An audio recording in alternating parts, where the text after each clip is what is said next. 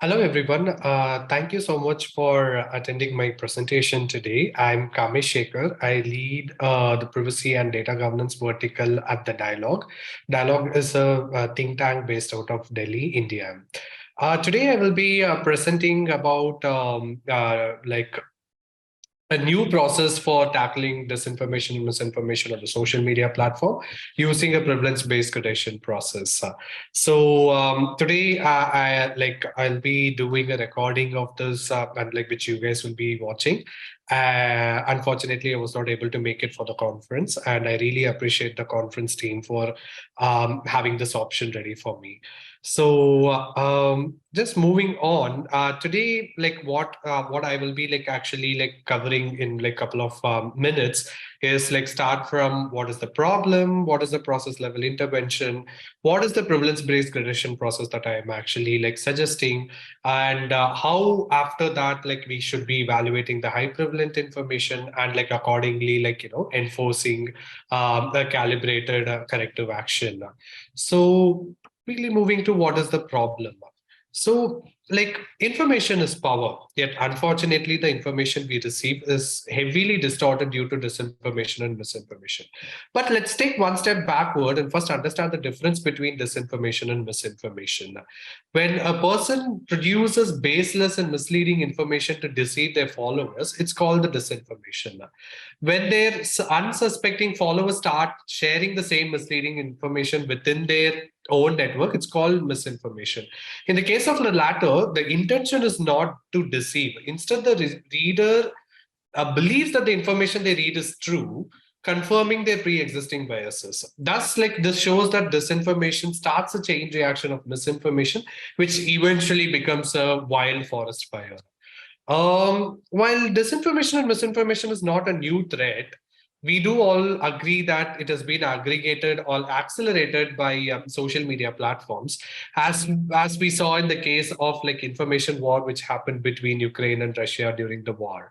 While obviously in background of this, quick access and easy access and quick access to information through social media platform has definitely been helpful, but at the same time, lack of understanding of the accuracy of the information on the social media platform is is also becoming problematic. This is especially true in case of high stake informations like election related information, health related information, etc., which has critical consequences on individuals and communities if they are actually muddled with disinformation and misinformation. For instance, despite the efforts taken by social media platforms to flag false information on the election integrity, US Capitol was attacked on 6th January 2021, partly due to the spread of disinformation and misinformation. Um, Presently, functions of establishing policies or mechanisms for tackling disinformation and misinformation are distributed across various actors, which starts and includes social media platforms, government, users, especially in the context of decentralized platforms, multi-stakeholder groups, intergovernmental organizations, etc.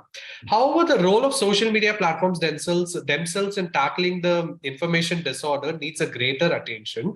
Why I say this is that their intervention actually pose both question of competency as well as unintended consequences, which could potentially cause ill effects like infringing freedom of expression, discretion over dissent, etc.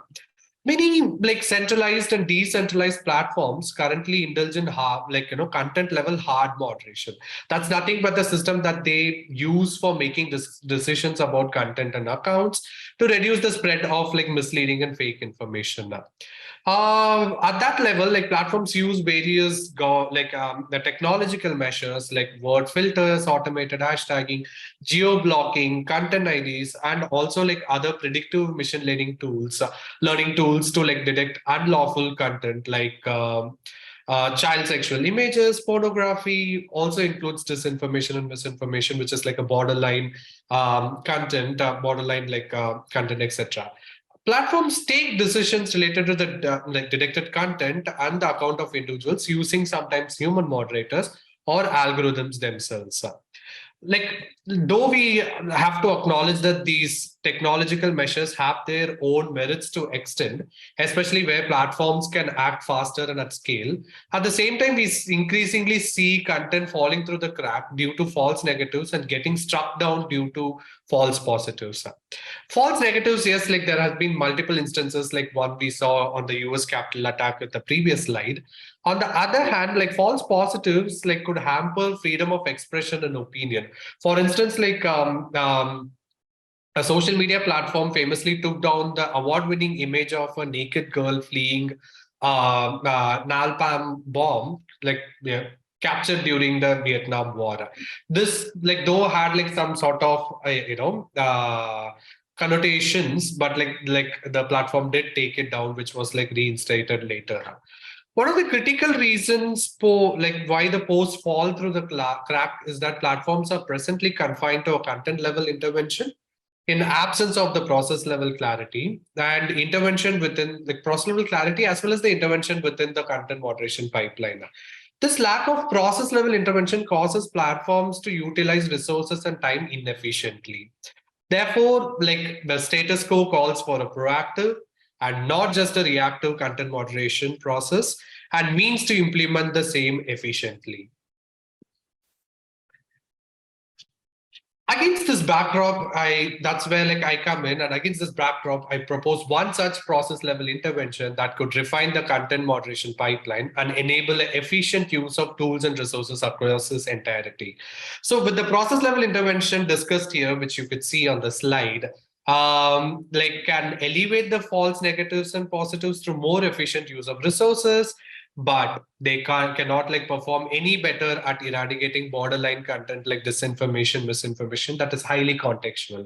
However, I think like elevating is the first step forward towards like taking any action against such contextual information. So with mounting pressure on the platforms from the government as well as individuals to tackle narrative harms, they resort to hard moderation, hard content moderation.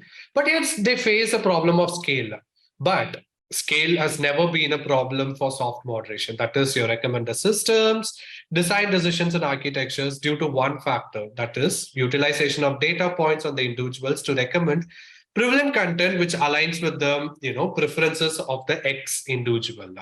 When platform can use prevalence based systems to determine the real time ranking and recommendations to individuals in form of soft moderation, I propose a similar prevalence based gradation process, a system that uses prevalence as an integral element for hard moderation to tackle disinformation and misinformation. Okay, what is a prevalence-based gradation process? This is a process that could act as a means through which like social media platforms can evaluate content using ex ante measures according to the prevalence and exercise optimal corrective actions in a calibrated format, adjusted again according to the exposure level of the information. Here, when we talk about exposure or prevalence of information, again, it's not just about the popularity, but rather calibrated information bucketed like the ones you see on your right. So currently, platforms do follow like a plain and a simple hard moderation without any granular gradation to efficiently utilize the limited resources at their disposal for serious concerns. While platforms do like categorize like election related information, health related information as like high stake informations that needs additional restrictions and scrutiny, but within the high stake information, platforms typically don't primarily prioritize content according to the reach and prevalence. This to me sounds little suboptimal as high stake information with two different prevalence levels should not be treated the same. Therefore, platforms need to start utilizing the data collected on individuals like follower levels, like shares, comments, etc. on the content to bucket the information within the gradation metrics that you see. Table on the right is a simple gradation, prevalence-based gradation metrics that uses data points such as, as I said, like followers, like shares, and etc. to bucket high-stake information ranging from high to low level and chances of prevalence. As you can see, like it's also color coded for like better understanding where like bucket 9 and 8 is like, not in the radar. And like eventually like content goes to the amber, which is your bucket 7, and then like eventually to orange, and then like move on to the red, which is the high alert. However, like also like the information that you see is just a simple gradation metrics, and like platforms do collect like various amount of data which we don't like extensive amount of data which we really don't come to know about. So maybe platforms can come up with like more nuanced like gradation process itself. Um, Now, when the content is getting into the higher bucket of 1 to 3 or something, at that time like ex ante scrutiny should be applied on that such content. Again, what is an ex ante scrutiny for social media platform is to act on the inappropriate content before the individuals flags it or screens content, or screen the content before the individual is like information of that individual's account is made public or shared. This pre-screening of almost every piece of information on the platform is not really pragmatic and disproportionate, infringing on freedom of expression of individuals. So that's where, however, like we do understand that like prevalence of information shared or made public increases the importance of the shared information, and so does the responsibility to scrutinize the content proportionately. Therefore, instead of like traditional pre-screening, it may be ideal for platforms to act before the harm is caused in a calibrated way, depending upon the level of the information prevalence. The proposed model does consider this as an ex ante. Now, for instance, the information in bucket 1 to 3 should be subjected to ex ante scrutiny, that is, evaluating the prevalent high stake information to find disinformation and misinformation, while the information in bucket 4 to 6 stays on the high alert. Okay. Next in the pipeline is like, suppose the ex ante scrutiny of a prevalent high stake information provides that proves that like the content that has been scrutinized is misleading and false. In that case, platform must take appropriate corrective action to control the spread and the harm. However, what happens currently is that platforms exercise a very limited range of corrective actions that don't necessarily like align with the hard moderation enforcement goals, panning out excessively in some instances. For instance, platforms like we have seen like extensively use content takedown or like user content blocking or content flagging to achieve almost every hard moderation enforcement goals. Therefore, platforms must have various corrective actions to align with different enforcement goals of the hard moderation. Maybe start with like moratorium for deterrence misleading, moratorium for deterrence misleading, etc. The harm to be recognized for the corrective action should be tangible, like uh, financial harms, health repercussions, etc., and also intangible harms in forms of like emotional or psychological or reputational repercussions, etc. Moreover, the causation of harm should not the only factor for the platform to take action. Corrective action must be ex ante to an level where acting before the harm is caused by the prevalent or the misleading information, and to extend like speculative also, where concerns should rise in the long term, like keeping the information in the bucket 4 to 6 in the high alert. Corrective action must be calibrated, such that the information of two different prevalence must be subjected to appropriate corrective action, right? Like now, information in the bucket 1 should not be actually should be treated similar as the information in bucket 2 and subsequent buckets. For instance, bucket 3 information can start with like platforms flagging and masking the information to be misleading and fake and stopping people from sharing it further. As the same information elevates in the prevalence metrics and starts falling within the bucket 2 or 1, more severe actions can be taken into consideration. So like final step within this process is nothing but like conveying this information properly, the decision information to the individuals itself, such that this the entire process is like complete and like doesn't really be one way, and also like little bit transparent and accountable. Therefore, adopting a prevalence-based gradation process by social media platform would be very critical. And the process level things that we have like discussed just now, which I have discussed right now, will help tackle false negatives, which cuts down the positive reinforcement for negative behaviors like posting or sharing in misinformation, disinformation. What I'm saying is that once like people have been like given strikes and and not let go because of the false negatives, eventually people will come to know that their actions have repercussions. Moreover, it will create a more transparent environment where users start understanding the measures enforced by the platforms according to the prevalence, which is not really the case at this moment.